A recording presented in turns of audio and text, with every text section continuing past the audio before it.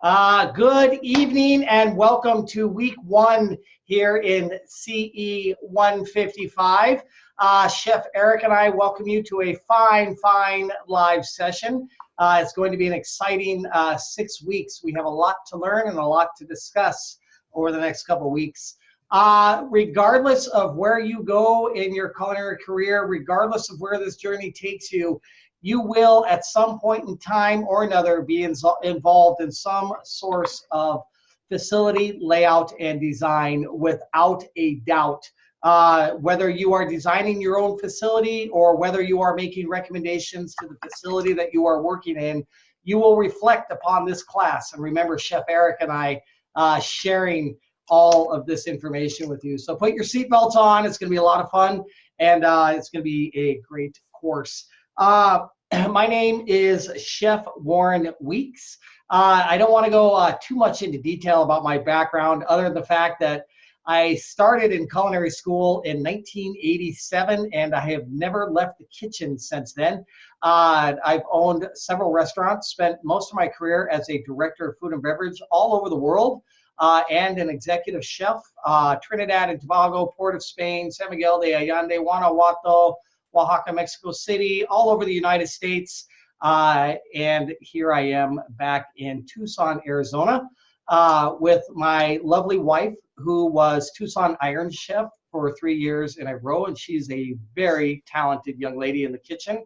I'm very blessed to have her by my side, and together we share two incredible children. One is 6, one is 7. We refer to them as Pete and Repeat, because that's literally what they are. All of that. As far as facility layout and design, I've been involved in the construction and the layout of about 7 different hotels, not to mention my own restaurants that I also laid out and designed as well. So it's something I'm very passionate about from an operational standpoint. And some of the stuff that we're going to talk about tonight is really eye-opening. For example, footsteps, right? Whoever thinks about footsteps? Footsteps are something that cost us money in the food and beverage business, and we'll discuss those a little bit later on. Chef Eric, it sounds like you know quite a few people here, but you want to take a moment to introduce yourself. Oh, sure. I mean, what do you guys want to know about me? You guys already know a lot pertaining to the fact that I have a 14-month-old baby now. Is like cruising around like a little feisty little one, and she's just like rambunctious. Keeping daddy on his feet, especially when it comes down to those footsteps. Talk about efficiency. That one. Other than that, I mean, you guys know I've been in the business for about 20 some odd years. I'll go with just about 20 years if that doesn't date me.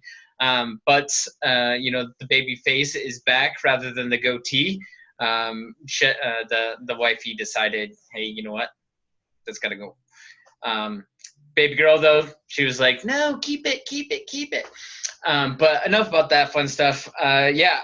But as you guys know, I've been through this entire course as well. I am also going to be doing these assignments with you to better understand the improvements that we have made towards these courses, so that way we can continually improve your guys' experience and learning, okay?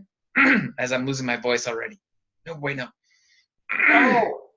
Well, there's one thing I want to know, because you started to tell the story, but you didn't tell us what kind of pellets you ended up using. Oh. Well, the pellets I have now. Well, the ones that I started off with? No, what do you end up using now? Do you use the mix? No, I have just apple. Okay. Yeah, the ones I have now are apple. The ones I started off with when I first told you guys about my smoker was the competition. And then I'm going to be trying some other different hardwoods and pine and some other different fun things I can get my hands on. Wow. So I really want to infuse a lot of different flavors into my meat. And I'm really excited to continue learning with the whole smoke and meat aspect of things, because my dad and I, since we also discussed this smoker, have been talking about the works of maybe a food truck and starting small for me, rather than as small as I was originally talking, is some of my sauces, because I am a saucier and I love sauce. I mean, like, I could talk sauce for days. So when it comes down to food, but in all due respect, I'm working and continuing learning. It's like that's my thing. Just because I'm now a chef evaluator, looking to become a chef instructor, looking at least become a senior evaluator, and continue learning is the thing, right? We want you guys to just be as passionate and continue with that passion, carry that through, and let that be what drives you on a regular basis, right? Mind you, a lot of you have families, friends that are going to be your motivators, as to where, those are awesome motivators. But the thing is, the end of the story is basically the work itself is what really drives you, right? Is that you're passionate towards the food, you're excited about it, and I want you guys to share that with me. Okay, so when it comes down to design, though, yes, this guy over in my corner here, yeah, he's the man. All right. I also have some design background as well when it comes down to graphic design and illustration. So when it comes down to these types of things, I also know the aesthetics of what things should look like well together, the whole 9 yards, whether it's a Salvador Dali or a Leonardo da Vinci. Every one of us has their own little niche, right? So you guys are going to find that through the next 6 weeks. Awesome. Very well said. Very well said. I was just thinking about how regional woods are, because we just built a very large pizza oven, and our primary wood that we use here in Arizona is mesquite. There you go. It burns very, very hot, and we also use a lot of pecan because we're located about 20 miles away from the world's largest pecan orchard, which is not too far from here. But those woods those flavors are very, very big in what we eat. And Chef Eric, thank you so much for sharing the part about continuing to learn. This is my 38th year in culinary arts, which is embarrassing almost, because I never really grew out of it. This is a passion. This is a desire. This is a dream to this very day for me. And like Chef Eric was touching on just a moment ago, you never stop learning in this business. And when you do, you're done. Paul Bocuse made a very important comment about that. He said, when you stop learning, you're ready to die. And in culinary arts, there's always something more to learn. I graduated from culinary school in 1991. And I always remember I took my diploma and I went to the chef and I'm like, hey, I got my diploma now. Hey, I want to be your executive chef. And he said, I don't think so. You can start making pasta. Yeah, so I spent 6 months rolling out pasta by hand. And that's the way it goes. So I guess the bottom line is always keep an open mind to everything that you're doing. Every time you think you've mastered a technique, look for a new way to do that technique. Look at what other people are doing. Keep your eyes open. Because when you think you know it all is when you're in real danger in life. So great words of advice, Chef Eric, and I appreciate that. Hey, ladies and gents, just a couple of things before we move forward with our assignment this week. Please remember that Chef Eric and I share a common goal, and that is your success. And that's what we are committed to. Based on that, communication is a huge issue. I love phone calls. I know Chef Eric loves phone calls. Call us, text us. Our numbers are on the right-hand side of the class page. We are here to help you succeed. Take advantage of this resource. This is your future that you're building, and we want to make it a bright one for you, so give us the opportunity. If you have any issues regarding questions about this assignment, life issues, anything like that, go ahead and reach out to me. 520-276-6281. My number is also, once again, on the right-hand side of the class page. If you have any questions regarding your particular assignment or your grade, reach out to Chef Eric. He's going to help you out right away. If you can't get a hold of me, you can always call Chef Eric or vice versa, and both of us are gonna work it out to help you out as much as we can. And I know you guys have progressed quite far in the course, but let's not forget those good folks in technical support. This is a little bit of a unique assignment in CE 155 that you're going to be working with a Google slide layout. So you might have some questions, 877-224-8576. They'll be glad to jump in and help you out as well. So, one other thing that's vitally important. Do not go more than 3 days without posting attendance in this course. It is critical.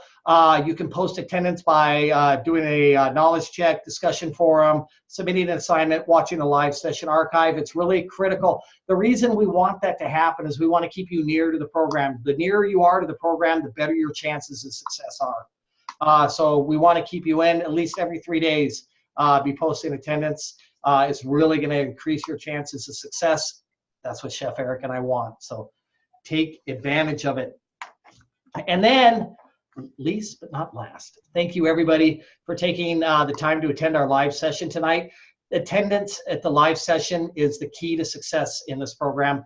And we want to make sure that everybody is here so we can share the information that you're going to need to succeed at your assignment. Ladies and gents, let's take a look at our class page this week and see what we got going on. Over here, am I there, Chef Eric? Did it pop up? Yeah, you're good. I was getting a little nervous exactly where I send myself, you know? Sometimes. Sometimes those share settings, they get tricky. Oh, yeah. Well, it's that one button that throws me off, the big green one. Yeah. All right, ladies and gents, week 1 here in CE 155. Make sure that you are watching these videos posted up here at the top of the class page. They include little tidbits of information on how to succeed for the week, other information regarding the class. I also send these out to you via the Moodle messaging app within the class page. But take a minute to watch them. They're less than a minute long, and they're produced by yours truly. So, it makes me feel good. And then taking a look at our week this week. Oh, you still have your goatee in the picture over here. Look at that. Is that gray on the bottom of the goatee? Okay.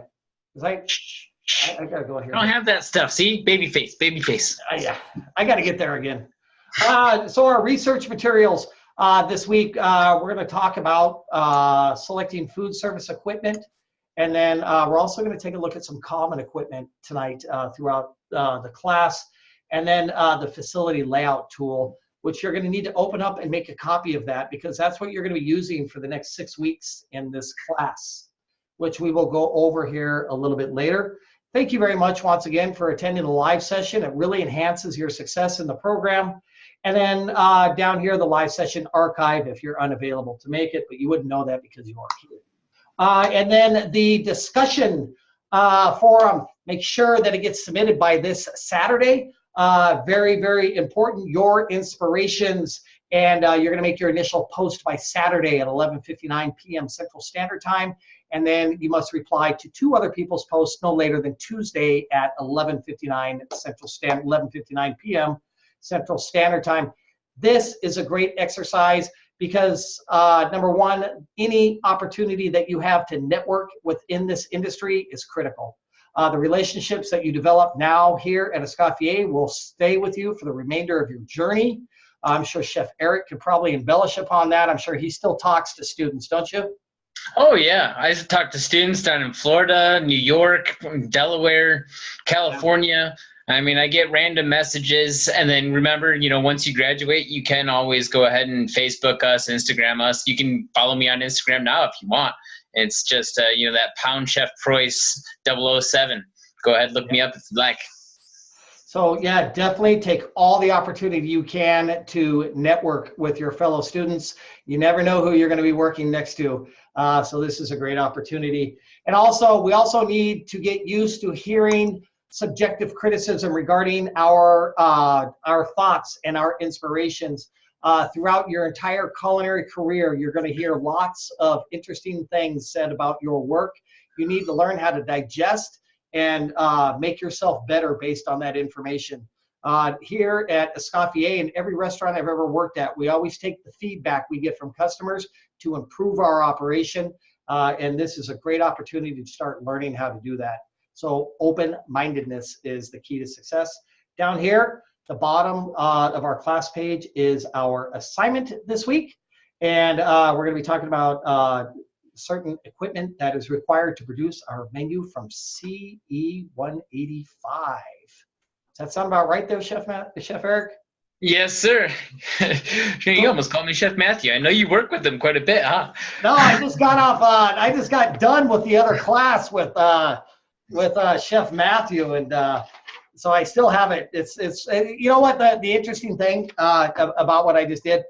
Culinary arts is so much muscle memory and repetitive task that the longer you stay in the business, you learn how to do one thing, and it's very difficult to change. It is. It is, and that's the thing. Is just like you guys got taught in, CE 125 when it came down to like training and things like that. Is the factor of you have to know how to do it, but everybody's different, right? So everybody learns differently. So just like us evaluators and us instructors and chefs on our side, we adapt to you guys, right? And so we can't always take that same approach in order to teach you. We can find a common denominator when it comes down to these live sessions and things like that. But then each one of you are your own individuals, right? That's what makes you you, and we don't want to change that.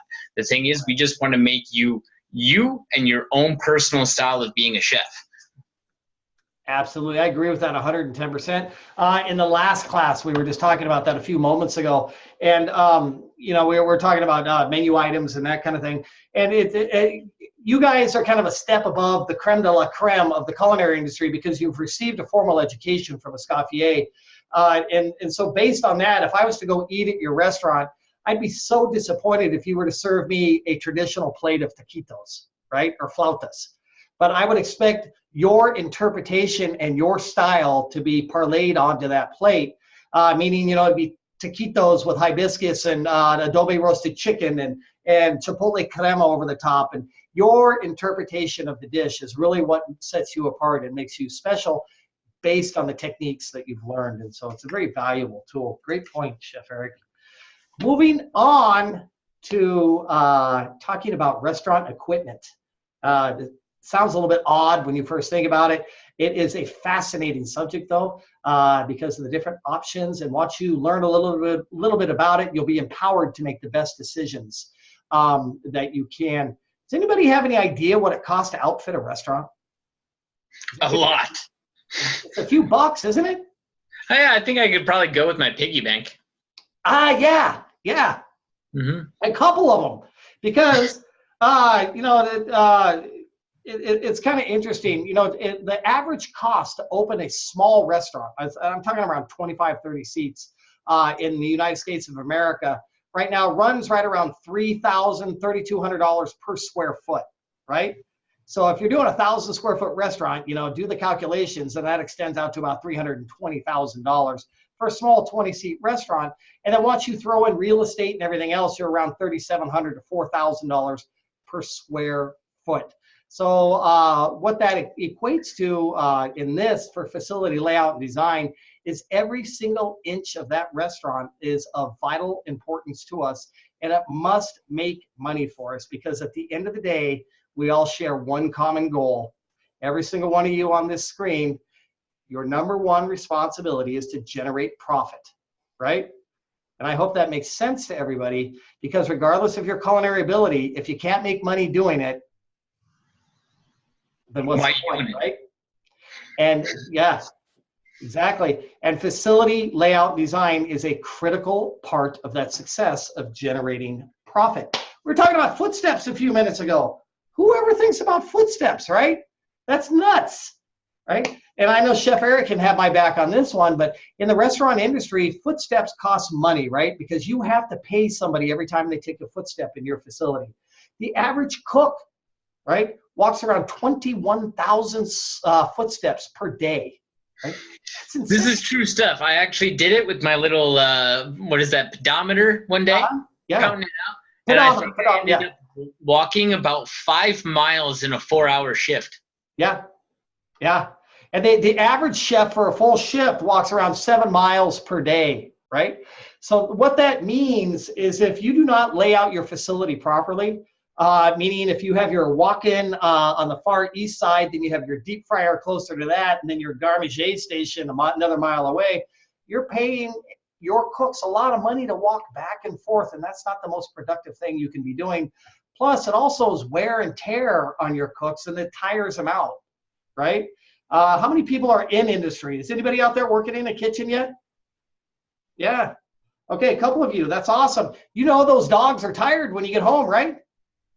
Yeah. And you need to learn to preserve that. So that's something that we really need to pay attention to when we're doing our facility layout here in just a little bit. You know, we talked a little bit about the price per square foot of designing the restaurant. It's the most major, the equipment is the most major investment that you're going to be making.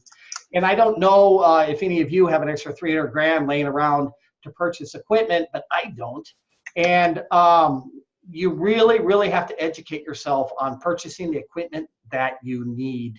And before you can do that, there's a couple of things that are really critical to think through. You know, you have to properly conceptualize what you're doing before you actually start doing it. And once you conceptualize what you want to do, right? I want to have a fine dining restaurant. Okay, so now you need to know what kind of food and beverage you're going to serve. So you can know what type of equipment you can purchase. You need to know what kind of ambiance you're going to have, so you know what type of tableware and tables and chairs, etc., and what we call FF&E, furniture, fixture, and equipment in the industry. What type are you going to purchase? And then as far as your actual facility is concerned, you need to make sure that you understand clearly exactly what you want to do. There's 3 elements to a successful restaurant concept. If you can manage these 3 elements to merge in harmony, you will be successful, right? The first is the food and beverage. Great quality, excellent value, fresh, hot, good, etc. Great drinks, etc. The second critical point of a concept is the service, right?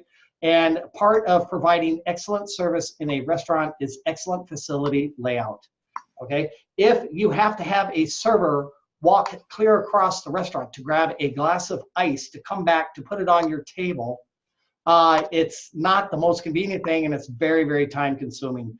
The third most important part of a restaurant concept is the ambiance, right? Your ambiance must coincide with your food, beverage, and service. And it can be a very expensive thing to entail upon, but we'll get to that a little bit later.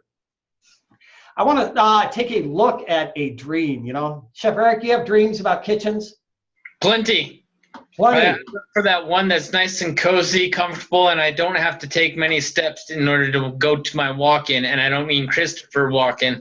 I mean my actual walk-in cooler, so to get my products, to where I can go home at night and be like, you know what? I feel like hopping on the treadmill and going for a jog.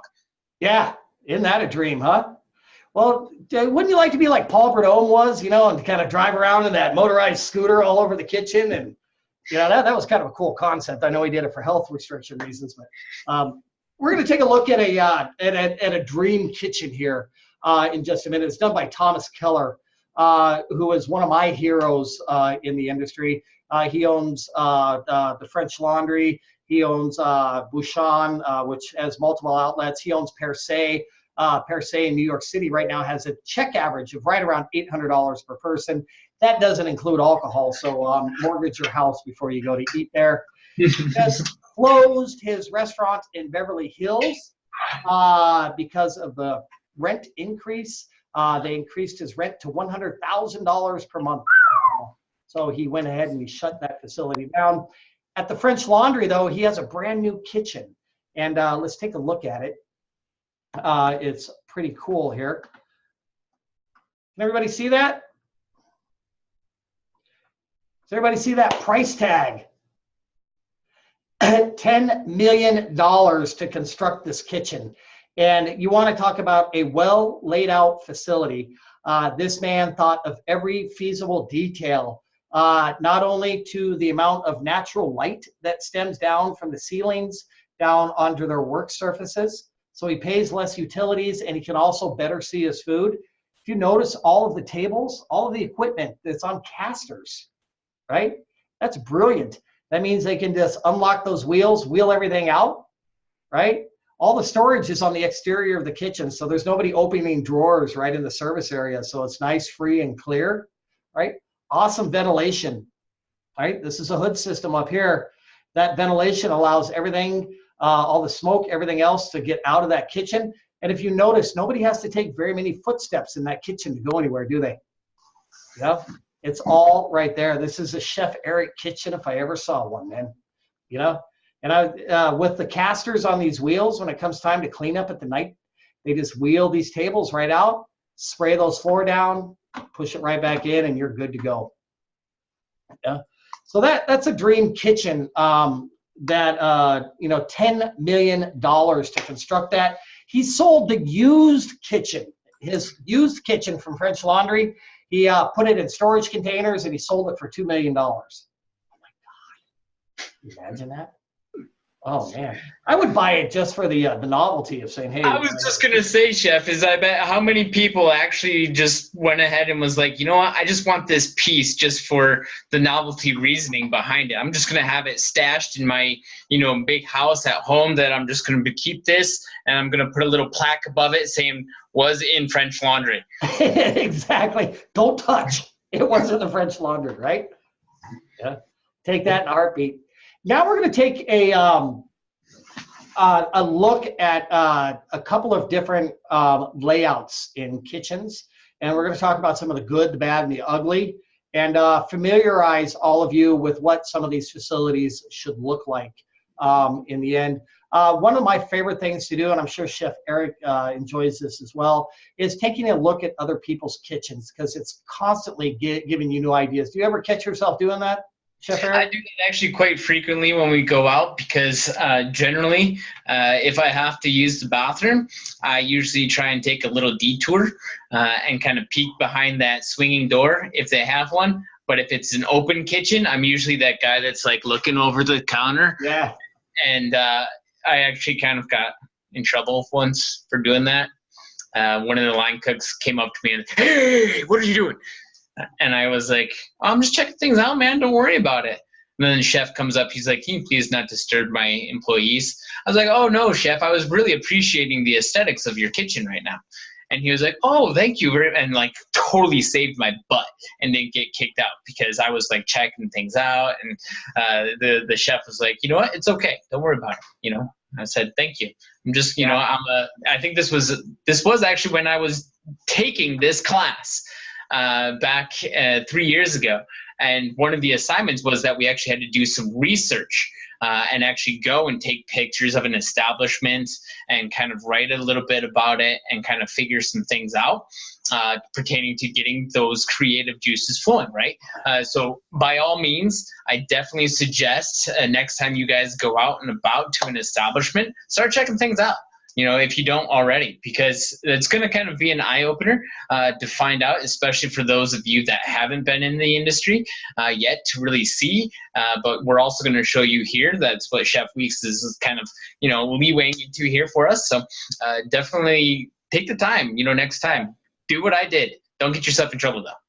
Be open-minded towards the layout and design of your kitchen. Oftentimes your menu or your food style is going to dictate exactly the way your kitchen looks. However, with that being said, there's some standard things that go on in the kitchen that most restaurants have or should have, right? One would be a dish area where we clean, wash, rinse, sanitize, store glassware. Another one would be a hotline where we broil, saute, expedite, assemble. Another area would also be the garmager station where we prepare all of our cold entrees and oftentimes pastries, sometimes appetizers. Other kitchens will have a prep area where they prepare foods in bulk. And then we have storage areas, refrigeration. Those are the pretty much standard areas that we have in a kitchen. Let's take a look at a couple of different kitchens here that point out some very positive things here. And this kitchen here is a very well laid out kitchen. The first thing you should really take a look at is the hood system, which is this unit right here. The hood systems average about $1,000 per foot, so they can be quite expensive. So if you have a 20-foot hood system, you know, you're talking $20,000 to have it built and installed. Up inside the hood filter, up inside the hood system, you'll see these filters. This is what collects the grease and prevents it from building up in the flute, which becomes a fire hazard. So we take those down and wash them. And then all these little pipes that are sticking down out of the hood system here connect to these two red tanks, and that's referred to as your Ansel system. Your Ansel system, in the event of a fire, there are some clips up here underneath the filters that melt at pre-prescribed temperatures, right? Depending on what you're serving, anywhere from 250 to 1,000 degrees is they're designed to melt. When they melt, it releases a chemical through these pipes right here that removes all of the oxygen from the air and will turn your entire kitchen white like a wonderland. Very quickly. I've been in a kitchen when that happens, and it's not a pleasant experience. It takes quite a long time to clean up. What impresses me about this kitchen, though, number one, this yellow spool up here at the top. Somebody took the time to figure out that, hey, putting electrical outlets on the floor is a safety hazard. So that's a wonderful thing to consider. They have electricity coming down out of the ceiling for you to plug into, which is a real handy-dandy thing. The line here, although it is small, is laid out fairly well. You know, they have their broiler, their fryer right here, charbroiler, flat top. Looks like a 6-burner stove. A speed rack, which I'm sure Chef Eric is going to mention to you at some point in time during this course, that you should have a speed rack to store your items as they cool in the walk-in, and then down there at the end, convection ovens.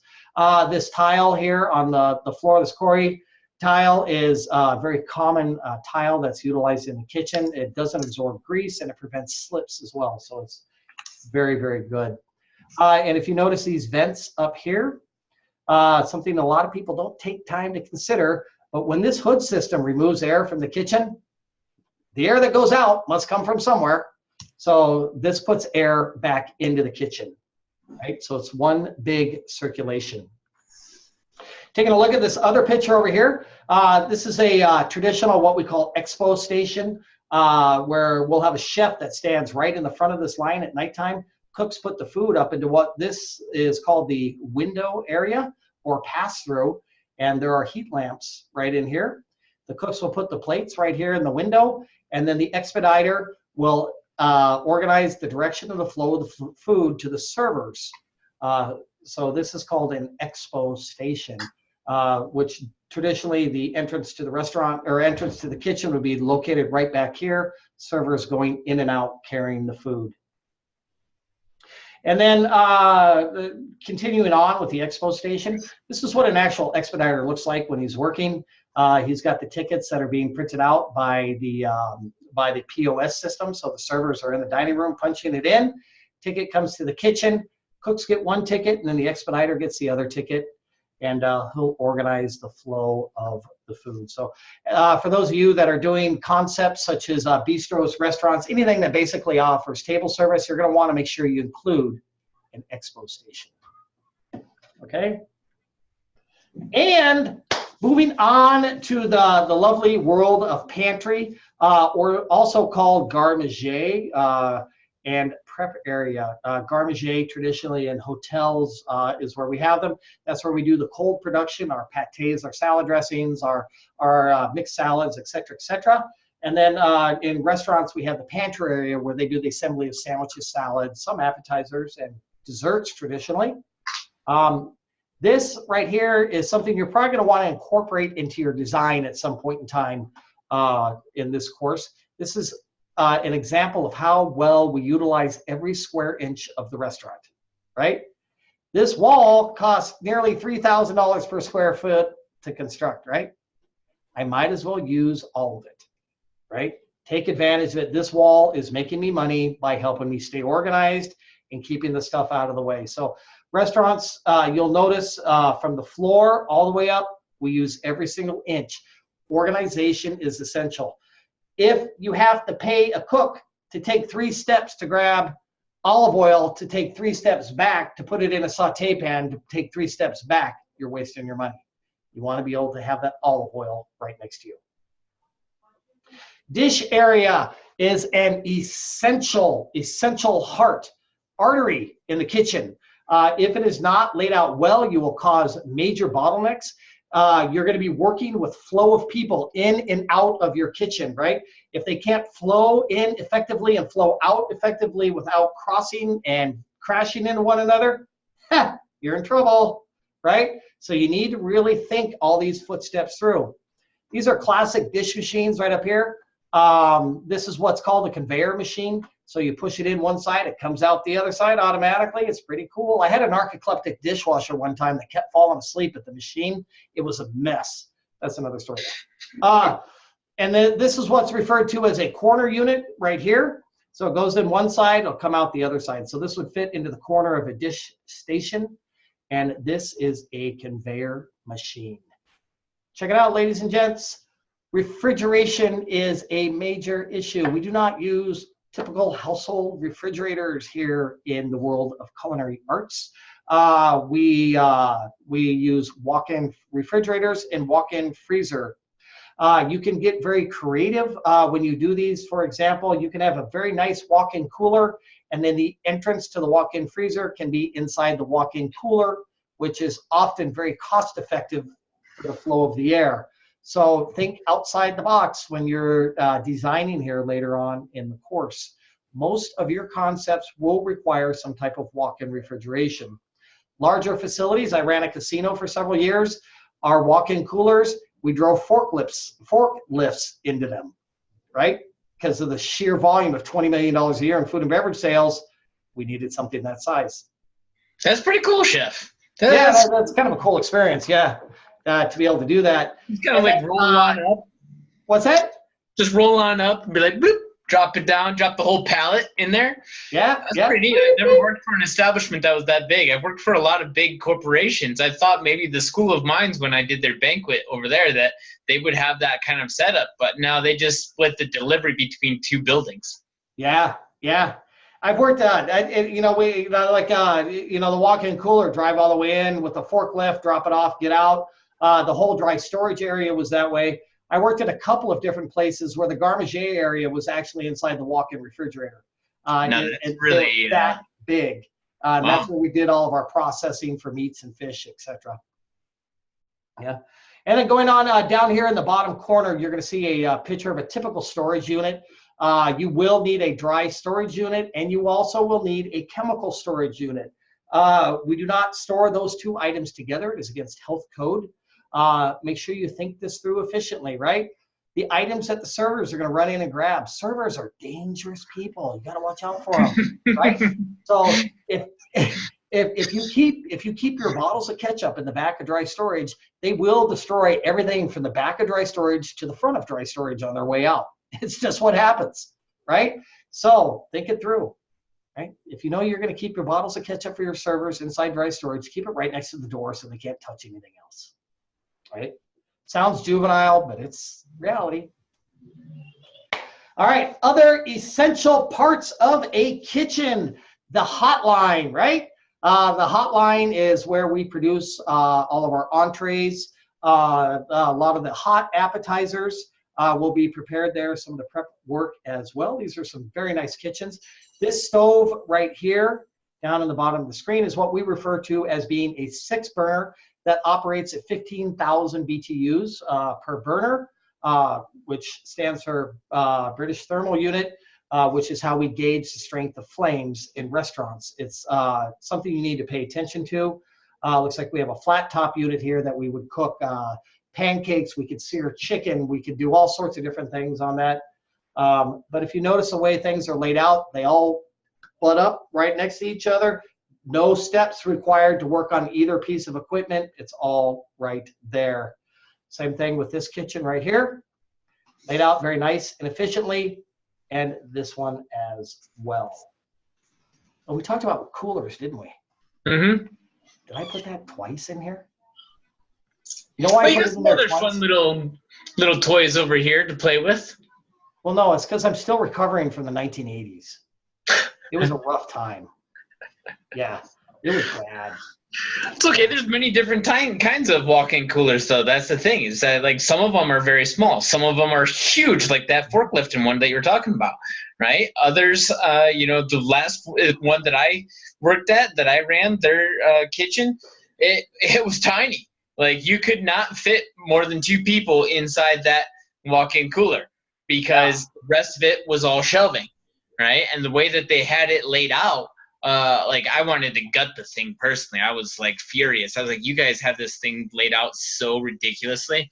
But that's another story. But the thing is you want to be able, like we were talking about, is that bottlenecking, right? Is that you got to think about the mass sales that you're going to have in order to also think about the equipment you need to put in it. So we had, I think, 1, 2, 3, 4 other coolers, standalones, rather than an actual another walk-in cooler, to store more of our produce and store other dairy products, other like juices and things like that for the servers, and like quick grab and go kind of things. And it was not built or designed in order to do the mass that they did. We did probably about, I want to say like 5,000 for just brunch alone. Now, remember, brunch items, dirt cheap, right? You know, you can go ahead and get brunch for under $10 a person. You know, easy peasy, eggs Benedict, English muffin, you know, you're good to go. Under $10, you got your orange juice, coffee, you know, but the name of this place was not built to do that mass. They started off as a bakery. They bought the establishment next door to it and then went ahead and built out even further for more seating. Well, they didn't build out even further for more food production was the problem. So that's where you got to really think when it comes down to these layouts and these designs, is a matter of, you know, how much food sales do you plan on doing, right? You just got done with a lot of those other food sales and your menu by management by menu classes. So you have got a good idea of what kind of numbers you're going to have when it comes down to your food, right? Now bring those numbers over to your design. Mm-hmm. Huge. I agree with everything you just said. It's the bottom line is, number one, we talked about the tremendous expense involved in this. It requires tremendous planning. Chef Eric was talking about bottlenecks a moment ago. We're going to get to a part in this course where we actually have to design this. Yeah, you really have to. You're literally creating freeways, arteries, small streets, everything else in the kitchen to control the flow within your kitchen. It's a very essential thing to do that. Here's some pictures of some various kitchen equipment. You know, we talked about the burners, the flat top. This is what we refer to as a deck oven. These are what we refer to as a convection oven, meaning that there's a fan back there that circulates the heat. These are most likely referred to as conventional ovens that does not circulate the heat.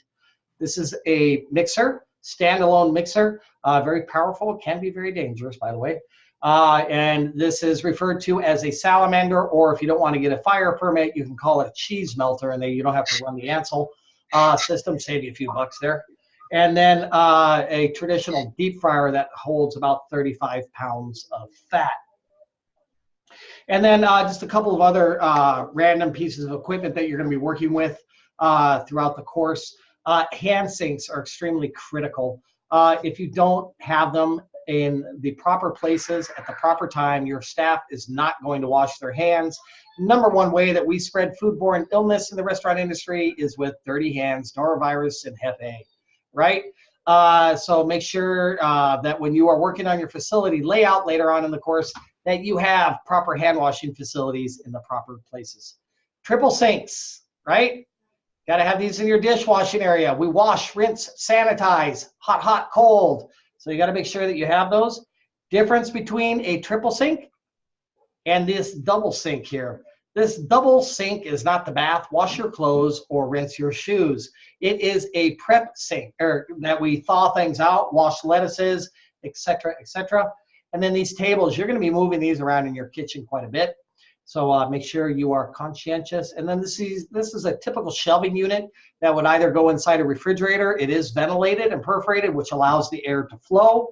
And then it is also applicable to a dry storage unit. We're almost there, people. How we doing? Doing pretty well, Chef. Doing pretty well. Very, very zoned in on and paying attention to what's going on here. They're not really too chatty today, which I'm surprised. You guys used to be so chatty. What happened? Yeah, this is so, I don't know. I get zoned out when I'm looking at kitchen equipment too. It's like, what do I have to do to get that? One thing though is, question, might we suggest what the piece of equipment is and what we might cook it with, right? So that flat top, you mentioned a few things earlier when it comes down to pancakes and such. What other things can you guys think of that would go on that flat top that you could cook, whether you have a food truck or an actual establishment that you are doing dining service? Burgers. Burgers, absolutely. It's what a lot of people at home refer to them as being sear stations, which is not necessarily a term I like because I don't think they get hot enough to do that. We talked about cooking proteins on there, right? I've seen a lot of people do eggs on there, bacon, sausages, all sorts of things.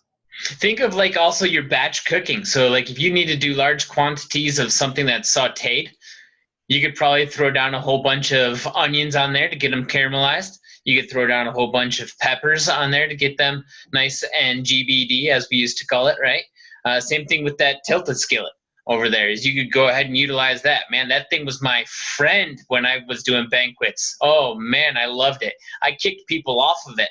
I was like, I have a 500-person banquet that all has some braised beef. You're getting your butt out of this thing so that way I can go ahead and braise some beef.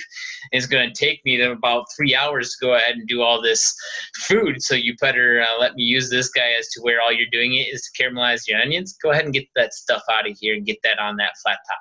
My record in a tilt skillet is 15 gallons of scrambled eggs simultaneously. Hey, yeah. Lovely. Awesome.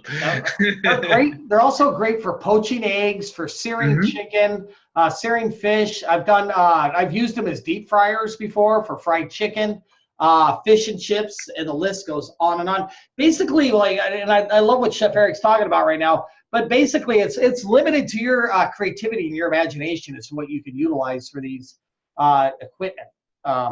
It's very, very practical. Down here we have a tilt skillet or a steam kettle. Fills up around the steam around the exterior. Great for doing stocks, soups, broths, cream sauces. I know Chef Eric's probably all excited because sauciers love to use these things quite a bit. Every day, Chef. Every day. Yeah. Every day we'd make sauce and so many different batches and batches after batches of sauce. That was like my second friend. Would you guess that both of those two pieces of equipment that I love so much were sitting right next door to each other? Hey, isn't that the strangest thing? Footsteps, right? Footsteps. Yeah, absolutely. And then we have our charbroiler down here, a broiler or grill, like we affectionately like to refer to it as in the restaurant industry. This is a workhorse. I've seen people turn these things into saute stations. I've seen them boil liquids on them. I've seen them grilled. I mean, it's limited to your imagination as to what you're going to do and where you're going to go with it. So your second stovetop, Chef. That's the second stovetop. Oh yeah. I'm glad you bring that up because there's one thing we say in the restaurant industry, right? And that's failure is not an option, right? If I have 20 people coming in, that means I can do 40. If I have 40 coming in, that means I can do 80, right? So we never say no. Real quick before we finish up here, and we're almost there, a couple of other considerations that you need to be thinking about. We're talking about walk-in coolers a few minutes ago. I wonder how many relationships have been started in walk-in coolers. A lot. Yeah. I'm surprised there's not a lot of babies out there walking around named Walk-in. Well, I mean, there is a whole last name, right? Christopher Walken. There you go. Perfect, man. I never thought about that. I wonder if his parents worked in the restaurant business. Yeah, it's a possibility. You never know what you're going to find when you open that walk-in door. I used to have a cook that would come in. He would drink. He was a little excessive, and he had a little bit of an issue. But I remember it was a Saturday morning. We're in the middle of breakfast, and the places we're getting slammed. We have 30 tickets hanging. I'm looking all over for the kitchen for him. I can't find him anywhere. He was so hungover, he went inside the walk-in, cleared off the top shelf, climbed up there, and passed out. That's usually where I found some of my cooks going ahead and making out with the wait staff. Yeah. It's a special place. I don't know what that has to do with designing kitchens, but it just came out. They're fun stories. Yeah. A couple of other things. Steam tables, commonly used in dish-out style restaurants. We've used them a lot in banquet facilities when we have large plate ups, to hold our protein, starch, vegetable sauce, etc. To keep them warm throughout service. 165 degrees is where we want to shoot. And then once again, a picture of the floor that we talked about. This floor actually has rubber mats on it, which are very common in the industry. When you're standing in one stagnatory spot for 8 hours, you're going to want to have a little bit of sponge underneath your feet. These also prevent slips, so you want to think about those as well. Other forms of refrigeration, pizza prep tables, and then reach-in refrigerators here as well for smaller quantities. Chef Eric was talking about a place where they were busting out of the seams because of the volume they were doing. I'm sure they probably reverted to reach-in coolers and pizza prep tables and everything else to work with. So with that being said, oh my God, that was a lot, wasn't it? That's only a tip of the iceberg, I think. She's like, shut up. There's so many more gizmos and gadgets that you guys can have and utilize. So definitely do that research, right? We just started. Like I said, it's just a tip. It's just a tip. We're just kind of getting you comfortable, kind of warm you in. You guys are going to see some more techie stuff if you do some research, kind of look into some things that can be high efficiency, but with high efficiency comes high cost, right? That's right. You guys, once you develop the fascination and love for this equipment, you could talk about it all night long. Yeah. I mean, once we get into burr mixers and buffalo choppers and VCMs and other forms of processing equipment and rational ovens and combi ovens, and I mean, some guys stand around and talk about their cars. I got a 427 Chevy. I got a rational steam. So these are the things that we really get into. Let's take a look at this week's assignment, and then we're going to get some questions from all of you. We took a look at the beginning of the class at the facility layout design tool, which you're going to make a copy of, and you're going to be utilizing that facility layout tool for the remainder of this 6-week course. The slides on that do not coincide with weeks. So in other words, if it's week 3, it doesn't necessarily mean you're going to be working on slide 3. So you need to be conscientious of that. Make sure you don't make any mistakes. What you're going to do this week is I'm going to back out of this so you can see exactly what it looks like a little bit better. You're going to fill in the station map and equipment list.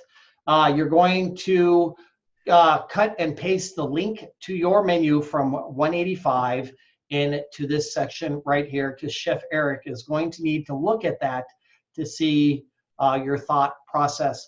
Before you close that link out, make sure that it is set that anyone can view the link. You change that in the settings. It's very difficult when you're the evaluator to have to keep going back and forth, back and forth, back and forth. Footsteps, right? Footsteps, right? And then you're going to grab 4 or 5 menu items. Is it 5 menu items? Off of your menu from CE 185 that you created, and you're going to list the menu item name, right? Chicken soup, zuppa toscano, garden salad, mamma mia, whatever your items are. And then you're going to list out the components, right? And when we're talking about components, what does it take to assemble that dish? Okay, for the chicken noodle soup, these are the items that are required, right? This is what you need, the components to prepare the actual dish. And then you're going to list where, at what station is this item going to be prepared. Everybody following me so far? Right, and we just talked about all the different stations in a kitchen, so we should have a pretty good comprehension of that. If anybody needs to refer back and didn't catch what I said, make sure that you take a look at the information at the top under research materials, because it explains it all there as well.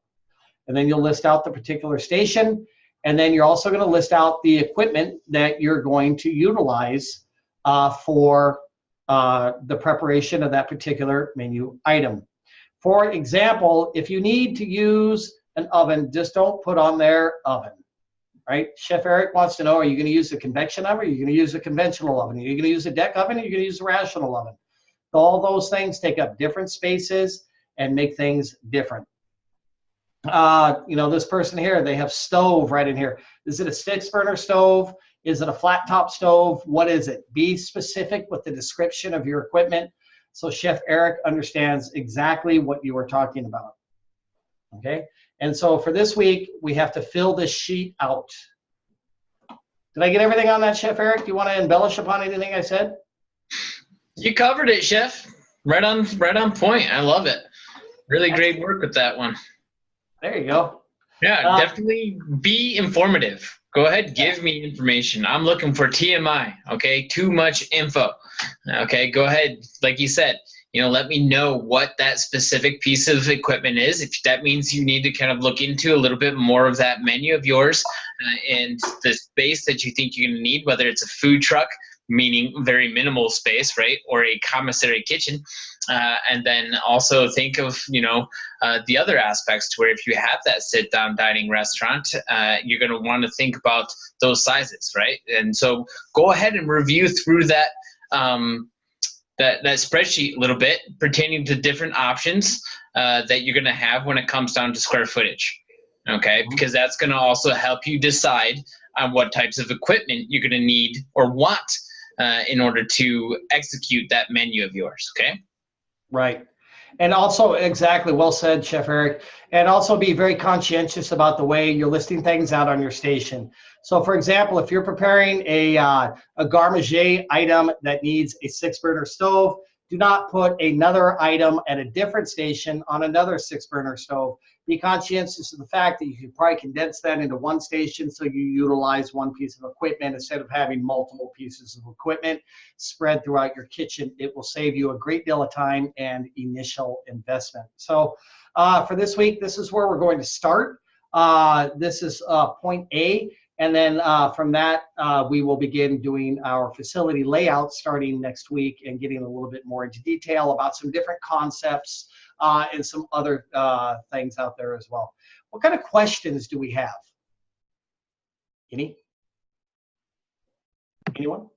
Well, I had a hard time trying to find a layout for my for the discussion part. I couldn't find what I was looking for. Everything that I found, it was like, okay, they had a layout, but it didn't tell me what type of restaurant it was or nothing. And I was like, every restaurant I put in, I was like, nah, that ain't what I'm looking for. It's either too big or made funny. Okay.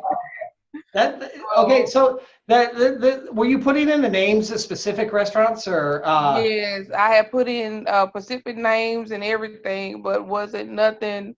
It wasn't popping up the layout. It would just have like a picture of just the front of the house, or Okay. maybe just the kitchen. So when you do your search, change your verbiage, right? Because we want to take a look at your kitchen layout. So what, for example, what is your concept? What kind of place are you thinking about doing? I don't know. I want to do catering, but for this assignment, I said I would do kind of like a small restaurant to Okay. seat about like 20, 25 people, nothing big and fancy, but a little small, homey feel. Okay, so that's a great starting point. So what you're going to want to do is you're going to want to type into your Google search bar, just write images of small restaurant kitchen, right? Okay. And you will have a lot of images that pop up. Select a couple of different images for this discussion forum, right? Okay. It's not just one image, and it doesn't have to be one specific. It's just stuff that's going to inspire you to help you through the remainder of the 6 weeks. Okay, so we Does that just make need sense? the image of the kitchen and not the whole.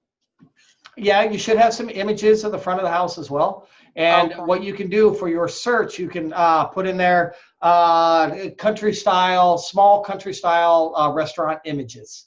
Okay. And that will give you a whole selection to choose from. Cut and paste into your document and you're good. Okay. Does that answer your question? It sure did. Thank you. What about Patricia? What's going on there, Patricia? I just want to clarify. So this week's assignment, we're taking 5 of our menu items. breaking down the components of each one of those menu items, and then determining what kitchen equipment we need. Correct. What station and then what equipment. Okay. Okay. It sounds a little bit complicated. It might be a little bit of a brain tease on the first one, but refer back to what Chef Eric and I talked about during this class tonight with the different stations, right? We talked about a hotline, we talked about a prep area, we talked about a garde manger station. So the majority of your 5 items are going to come off those 3 stations. On those 3 stations, there's traditional specific equipment, right? Such as stoves, flat tops, etc. So everything, the first one will be a little bit difficult, but then all of a sudden they're all going to make sense and they'll all tie in together. All right. Okay, thank you. Okay. How about anybody else? Awesome. You guys rock. We are very excited to begin this journey with all of you. Once again, Chef Eric and I are here to answer your questions and provide you with all the support that you need to get through the next 6 weeks. So please remember to reach out and ask us. Do not forget to post attendance. Do that regular. No, don't let it go more than 3 days. Otherwise, we got to pick up the phone to make sure that you're okay, to see if there's anything we can do to help you. And it keeps you close to the program to help you succeed, which is our #1 goal. Everybody have a fantastic week. We look forward to seeing you next week, and hopefully we get to talk to some of you soon. Take care.